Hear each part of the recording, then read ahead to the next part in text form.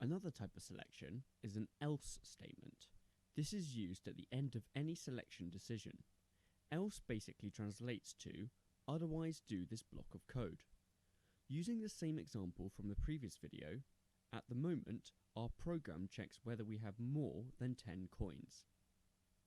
At the moment our coins variable is storing the value 8. If we run the program, nothing is outputted.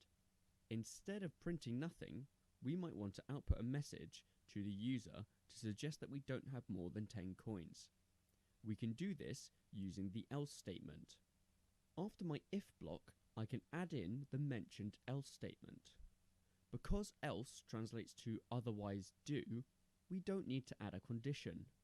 So I'll just write out else and then place a colon at the end of the line. Like in our if block, any lines of code I want to run in my else block need to be indented. Here I will write print you do not have over 10 coins. When I run my program now with the coins variable holding the value 8, it prints out you do not have over 10 coins.